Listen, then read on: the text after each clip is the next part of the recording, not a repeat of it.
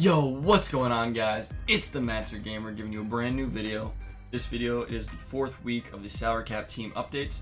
I'm gonna be trying to give you guys some actual gameplay throughout the weeks of these teams. It's something that I haven't done previously, something that I've seen a few people ask for. So I'm gonna try and get you guys gameplay throughout the week, maybe 1 or 2 games and salary cap leaderboards, just so you have some reference points of how I'm using this team.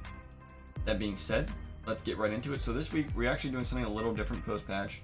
We're looking at some form of nickel style of defense, whether it be big nickel, nickel normal, 2-4-5. It's something that I want to start using a little bit more.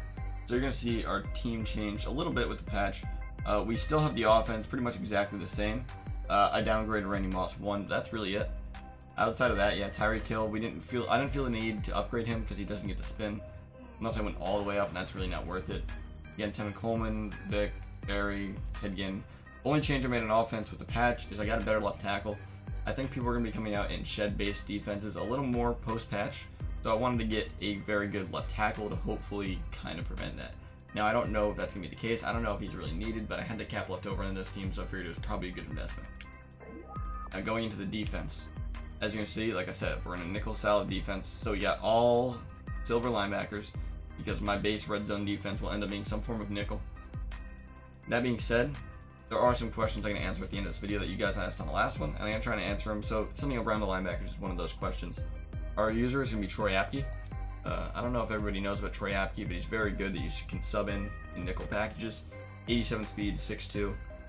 I mean, that's all you really need to see, right? For 19 cap, he's a great user. He's kind of a weenie, so I mean, if you're playing against good running backs, he's not going to be the best, but he gets the job done. Now, we did upgrade the D-line a little bit. Again, since a lot more 4 D lineman sets, or having 4 D linemen on the field regardless, I wanted to get a better D tackle too. Really just, I might need to rely on sheds a little bit more.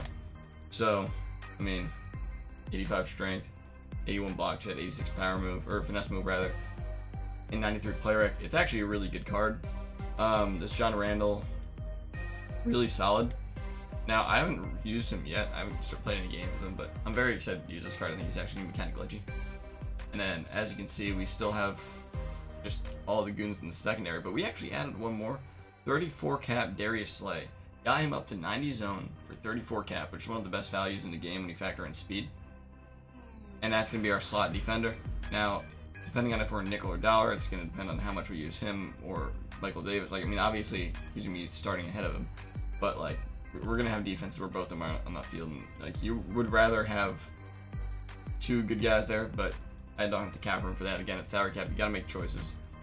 So, when we are in a form of nickel, what's probably going to happen is we're going to bring somebody in the box. Now, I don't know. The one thing I don't know about this team is if I want to use a silver linebacker in the box, put Michael Davis in the flats, or put, like, Darius Slay in the box with him. I'm not 100% sure how I'm going to use it yet, but I know for sure I want to have a lot of DBs in the field. So I'm going to run some form of defense where it allows me to put like 6 DBs in the field. Again, having Michael Davis isn't the best, but at the same time, he's 13 cap, 6'2", and 85 speed, and we've been over that already. He's a good value option. You don't want to have him playing zone, but if you have to, you have to. It's, again, you have to make cuts somewhere. There is potential to do something like this. I know my cap values, which I might actually be wrong now that I think about it. But I might be able to put like an Andre Hall here. I don't know if that cap value adds up to, I think he's 24. Yeah, he is. So maybe I could cut 2 caps somewhere here or there. That being said, he does have good zones, so he would be good in the flats. Actually, you know what? For right now, we'll just put him in here.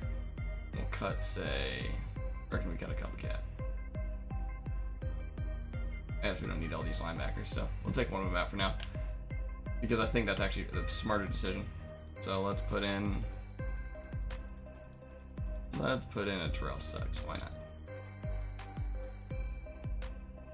Again, as you're gonna see, we have 6 DBs now, so we have really good personnel for dollar. Wait, we have 7 DBs, right? I might have just miscounted. Yeah, we have 7 DBs, which is all we need in the field. Again, front 7 is front 7 for a reason. We need 7. Yeah, 3 D linemen, 4 in the box, and then, you know, 2 DBs.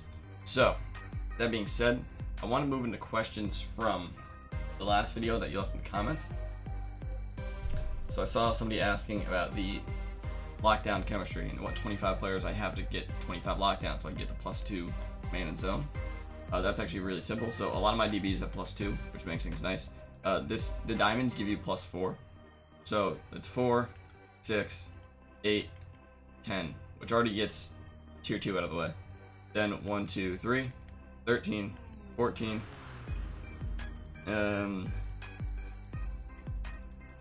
I powered up the Linval a little bit just so I can get one more. He's not too much cap. And then what I did is I actually went to team strategy and put on the level up rewards jerseys. So what these do is they actually give you scheme chemistry and a whole lot of them. So both my jerseys have +5 lockdown, which gives me 10 more lockdown. Gives me that that tier 25, and that's how I'm able to do that. Going on, the linebackers are expensive in cap. I see most people run safeties at linebacker and SC for nickel and dollar. Our linebackers are worth it. The way I would describe it is if your base red zone defense needs linebackers on the field, you have no choice, and you need to have linebackers. However, you're able to play with defense in the red zone with safeties at linebacker, and go ahead, and that's very viable, but you need to make sure that in the red zone you're able to get stops, because if not, it's just not worth it. That's one of the hardest places in the field to score, and if you're making it easy for the offense, you're doing something wrong.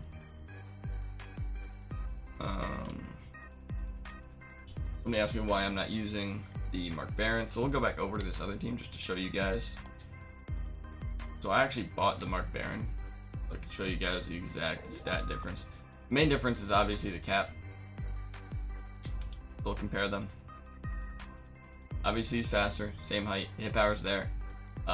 One main thing is that I like the finesse move that Neville Hewitt has. He's one of the few linebackers that has finesse move and zone. And it's really a rare combo that I was not expecting to be as rare as it is. And that's the primary reason.